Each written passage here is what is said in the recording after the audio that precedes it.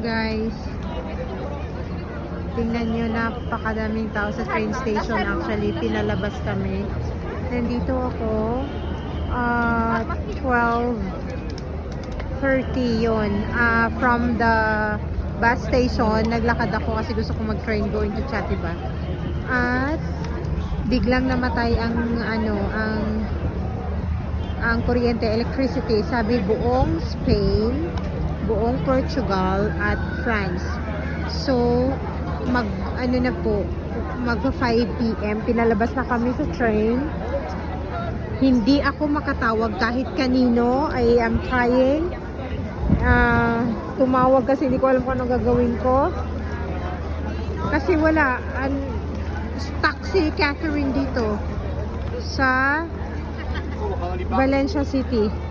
So hindi ko alam kung babalik ako sa bus station, kung mayroon bang bus. So lahat ng mga tao, tingnan nyo, lahat sa paligid, sobrang daming tao. What happened to Spain?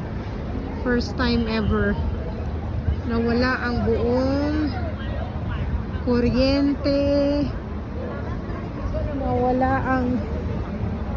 So anong gagawin ko ngayon? Alam nyo ba, hindi ako